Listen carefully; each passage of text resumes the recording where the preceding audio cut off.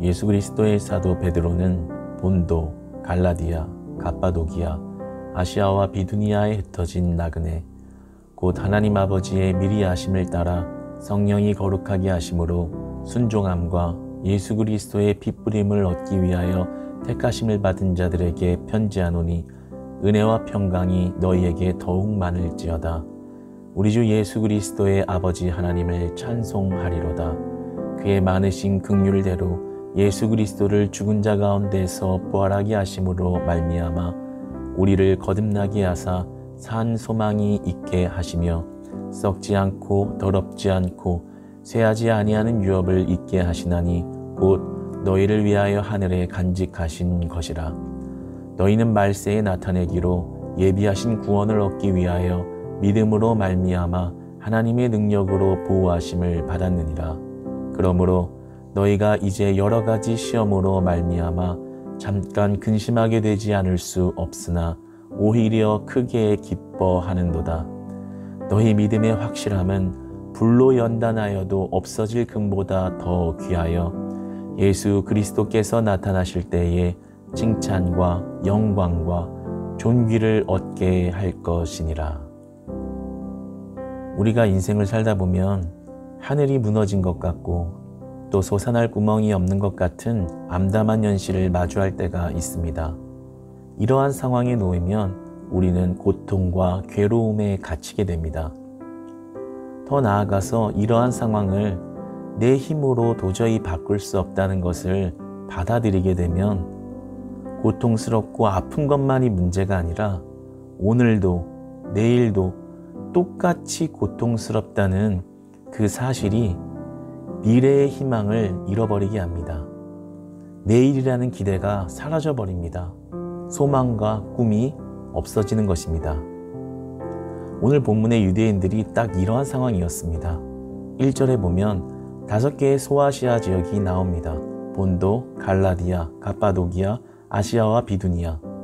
이 지역은 현재 터키 타우루스 산맥의 북쪽에 해당하는 로마 지역입니다. 1절에 보면 흩어진 나그네라는 말은 유대인들을 가리키고 있습니다. 5개의 소아시아 지역에 뿔뿔이 흩어져 나그네 삶을 살던 그들은 이방인으로서 온갖 학대와 핍박을 받게 되었습니다. 때로는 견디기 힘든 공격과 죽임을 당하는 일들도 있었습니다.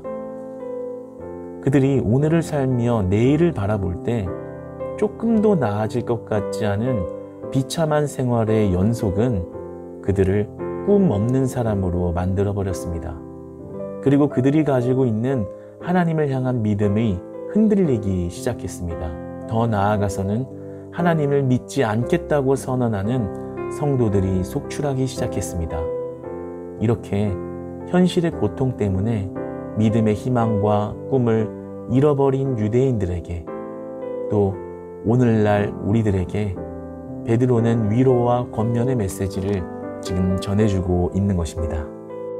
그런데 베드로의 위로와 권면이 조금 불편하게 와닿는 부분이 있습니다.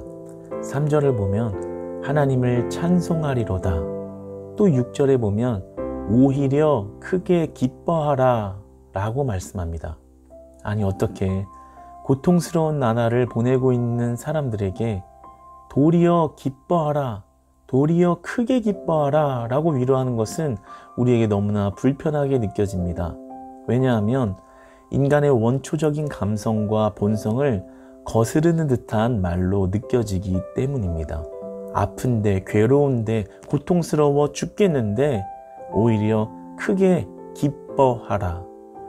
이 말은 베드로가 그냥 현실 불가능한 이상적인 말을 뱉어버리는 것 같은 느낌이 들기도 하고 비상식적인 것을 무리하게 요구하는 위로와 권면처럼 보이기도 합니다.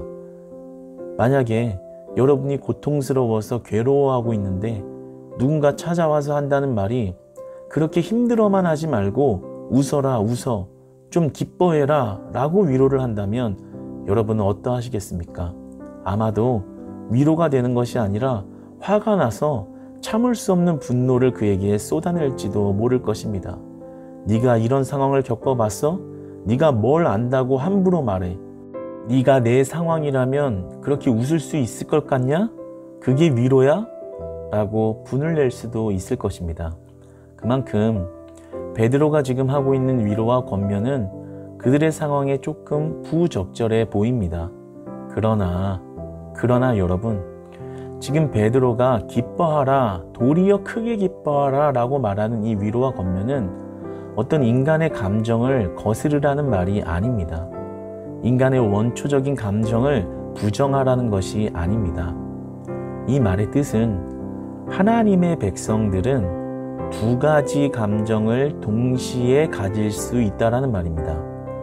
하나님의 백성들은 두 가지 감정을 동시에 가질 수 있다라는 말입니다. 괴로움이 괴로움만으로 끝나지 않는다라는 것입니다. 슬픔이 슬픔만으로 끝나지 않는다는 것입니다. 다시 말하면 희망을 잃지 않는다는 것입니다. 슬픔 가운데 소망을 가지고 살 수 있다는 것입니다. 괴로운데 그냥 한번 웃어봐라, 웃으면 기뻐질 거야 라고 말하는 것이 아닙니다. 성경은 절대 우리의 인생의 어려움을 가볍다고 말하지 않습니다. 우리의 문제가 그냥 극복할 수 있는 간단한 문제다라고 치부하지도 않습니다. 6절을 보면 여러 가지 시험을 우리가 겪게 되고 근심할 수밖에 없는 상황을 이해한다라고 말씀합니다. 그러니까 우리가 슬프면 울고 통곡을 하고 괴로우면 아파하는 게 당연히 맞다라는 것입니다. 그런데 우리가 좌절하는 것만으로 끝나지 않을 이유와 소망이 믿는 자들에게 있다고 말씀하는 것입니다. 3절에 보면 우리를 거듭나게 하사 산소망이 있게 하셨다라고 말씀하십니다.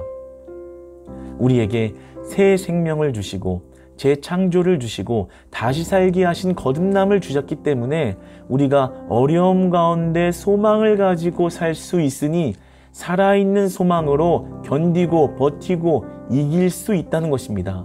왜 살아있는 소망입니까? 왜 기뻐할 수 있는 소망이 우리에게 있습니까? 왜 도리어 찬송할 수 있는 것일까요? 4절에 보면 썩지 않고 더럽지 않고 쇠하지 않는 유업을 너희를 위하여 우리를 위하여 당신을 위하여 하늘에 간직하셨다라고 말씀하십니다. 곧 우리가 이 땅에서 어려울 때 하나님이 도우신다는 것입니다.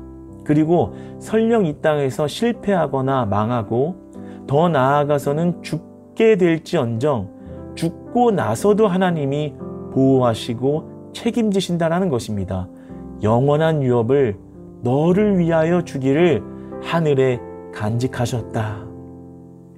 그러므로 우리가 아무리 힘들어서 죽을 것 같아도 죽음 이후에도 나를 보호하시고 지키시는 하나님이 함께 하신다라고 말씀하십니다.